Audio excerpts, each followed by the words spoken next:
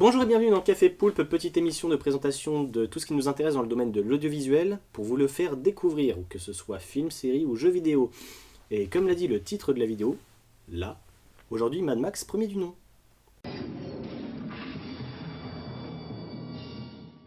Alors que la saga Mad Max nous présente un univers post-apocalyptique, Mad Max 1 nous plonge dans une descente aux enfers. On voit une civilisation qui commence gentiment à se casser la gueule. C'est un film de 1979, avec Mel Gibson dans le rôle de Max, qui fait sa vraie entrée dans le monde du cinéma. Le film a coûté 350 000 $ et rapporté plus de 100 millions. Ça passe. En comparatif, Indiana Jones, 2 ans plus tard, a coûté 18 millions et rapporté 384 millions. Oh, ça passe aussi. Le film s'ouvre sur une traque humaine de 10 minutes d'action. Pas de 3D à l'époque, donc les cascades sont faites maison. On ressent l'énergie que l'on reverra dans toutes les scènes d'action et on découvre les premiers grands points avec la peur, la folie et la peur, qui sont le plus présentés par The Knight Rider. I am the Knight Rider. The Knight Rider. I'm the Knight Rider, baby. Le cavalier de la nuit. On voit donc la vie tranquille de Max et son entourage. Max, jeune policier modèle, travaillant dans un établissement luxueux, n'ayant pas subi les affres du temps et la décadence, lieu de travail agréable. Son patron, lui, est un optimiste, cherchant à recréer les héros, symbole d'espoir et de justice. Tout cela en pantalon et blouson de cuir, avec une moustache. C'est le quotidien des personnages que l'on va voir évoluer tranquillement de manière à créer le protagoniste et l'ambiance que l'on connaît à la saga. Le début de l'histoire, quoi. En gros, on voit une décadence s'installer petit à petit, une tension omniprésente, prête à éclater n'importe quand.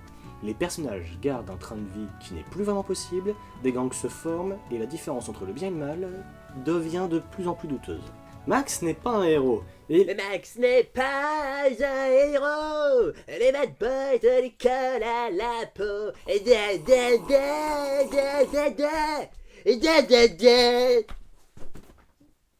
donc, Max n'est pas un héros. Il est passif pendant de nombreuses actions. Il refuse de s'investir dans de nombreuses qui pourraient le placer en héros.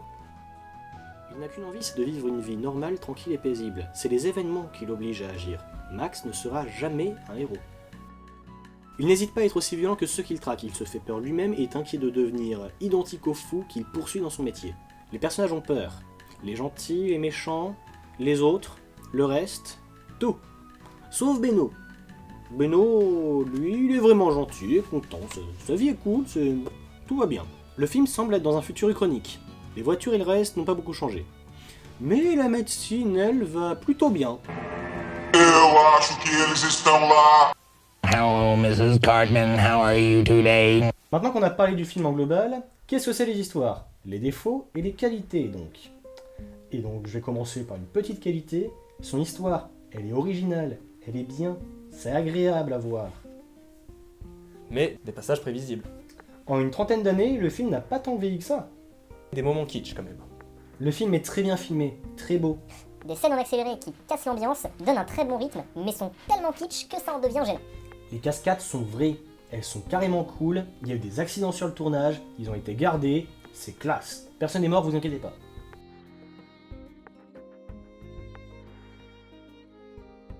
Un héros pas cliché, mais pourtant souvent pompé et qui a servi d'inspiration à plein d'autres. Le V8. Le cuir moustache. Cuir moustache, cuir moustache, cuir moustache,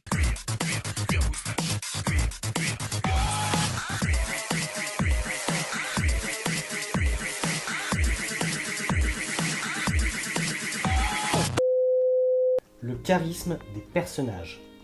La bande-son est géniale, mais pauvre. Du coup, on en veut plus. Petit bémol, un reflet de la société actuelle assez fidèle. Mais en quoi, c'est un défaut, ça?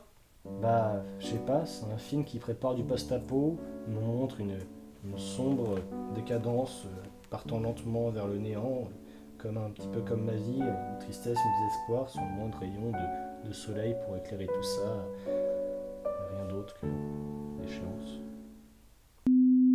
La VF est dégueulasse. Regardez-le en VO. La cohérence de l'univers. Une mamie ultra badass, voire même plus que Max à certains moments. En bref, un film culte du cinéma à ne pas rater si vous appréciez ce genre de film.